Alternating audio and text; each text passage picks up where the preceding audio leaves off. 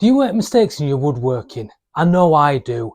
And if you're anything like me, one becomes two very quickly, and before you know it, that confidence level is dipping like you wouldn't believe. If this sounds like you, I've got just a solution. Regaining your belief is not easy, but it is possible. So join me as I make a beer stein, because this project is imperfect just like I am.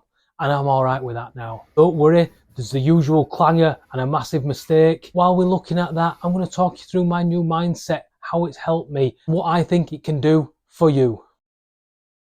But before I talk to you about the changes that I've made, it's important that I tell you a little bit about the project. We're going to make a cylinder with straight pieces of wood to give us the illusion of this circle on top. What we're going to do is cut 12 pieces of wood, just like this, into thin strips with angled pieces on. So there's some dead straightforward maths here to understand. We've got 360 degrees in a circle.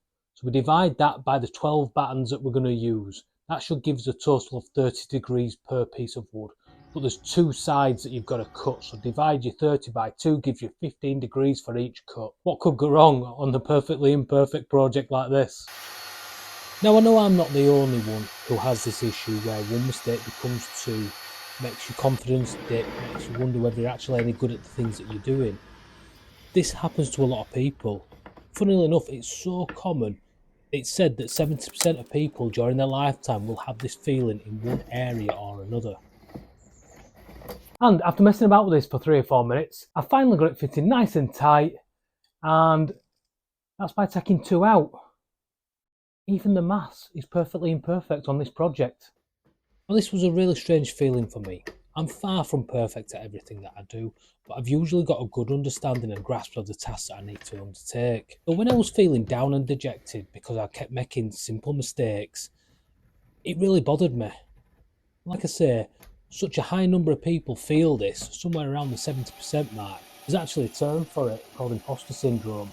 It makes a lot of sense when you look into it. There's various different signs for it, but certainly looking at others, which is a classic problem with YouTube because you sit and you watch videos of others show projects where, let's be quite honest, mistakes are often edited out.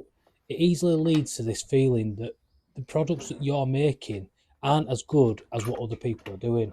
So how do we address this? Me, it was quite simple. There's 2 things I actually did. Number 1 is to listen to those around me. Listen to those voices that I respect and admire. People will happily tell you the truth. Sometimes that truth can be that you're overreacting to something. That nick on the underneath of the workbench, nobody's ever going to see it. It doesn't make you any less accomplished. With that, it's gaining that sense of perspective. What is it that I've made? What is it going to be used for? And this mistake that I think I've made, where is it on the piece and how noticeable is it? The problem with glue-ups is they're so stressful, you forget to press the record button. But here we go, this is where we've got to now. We've ended up with some cable ties to try and get more tension in. I couldn't get those quite tight enough, so I've wedged some screwdrivers down the sides, and we've really ratcheted this thing up to 100. Surprising thing is, the inside looks solid. I thought this would come out looking like a sieve. So far, so good. The proof will be in the beer. Let's take this Beer Stien as an example. I've made an absolute clanger where I've tried to trim down the bottom because there was too much excess. As always, I've misjudged it and I've nicked the base plate and caused a tiny little hole. Now this is a stage in the project where I'd normally get a little bit disheartened. There's a hole in the bottom of it and it's leaking ever so slightly. That wasn't part of the plan, and it certainly didn't happen in any of the videos that I watched. Does this mean I don't belong? No, it doesn't. What it means is I'm going to fix it, and I'm going to make it look good, and then I'm going to make sure that this little project don't beat me, because I know the person it's going to is going to appreciate it because he's a really good guy.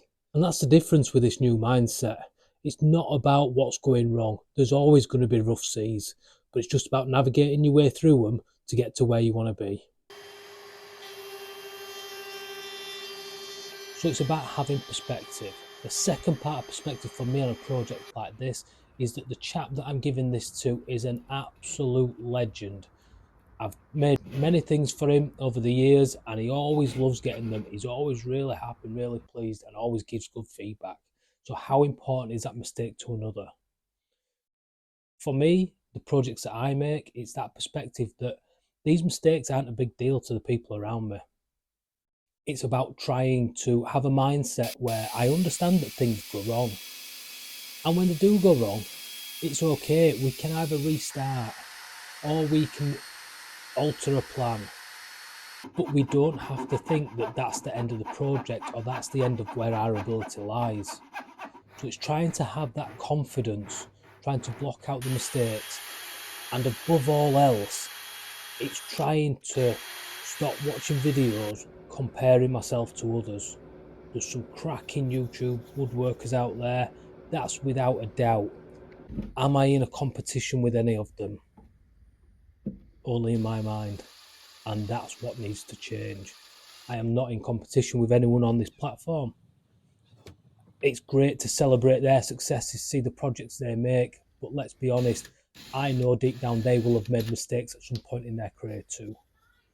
Just that sense of perspective. What is it that I'm going to bring to this space myself? Going forward, it's about being a bit more honest with things. It's about including my mistakes in my videos, admitting the level that I'm at. I am towards the end of the beginner journey. I've been doing this for 4 years now. Going forward, I'm going to have plenty of videos where I'm looking at what I've done. And if there is a mistake, being a bit more honest about it and trying to show those that are a little bit further behind me in the journey that a mistake doesn't define you. A bad project doesn't define you. But what will define you is giving up. Let's see how this goes moving forward. I'm hoping if you do have these crisis of confidences sometimes, like I do, that maybe this will help you too. Knowing that there's others out there that make mistakes. Well, this is starting to look quite nice. I'm pleased with how it's coming out. Albeit, I've just had my first doubt in this project. What if this thing's so imperfect that it doesn't actually hold any liquid? There's only going to be one way to find out though.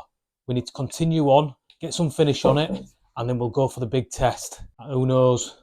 I might be licking beer off my worktop and I ain't cleaned it in God knows how long. As for this project, it turned out an absolute peach.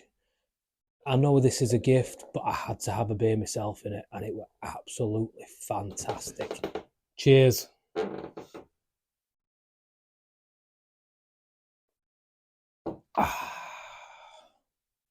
Perfect. So here's to getting back to a more positive mindset, to just enjoying the process of making, understanding that mistakes happen and that they don't define you. This change in mindset has done me wonders over the last 3 or 4 months. I hope it might bring some value to you as well if you're struggling with your making. If you think you've got something out of this video, it'd be great to see you on another one.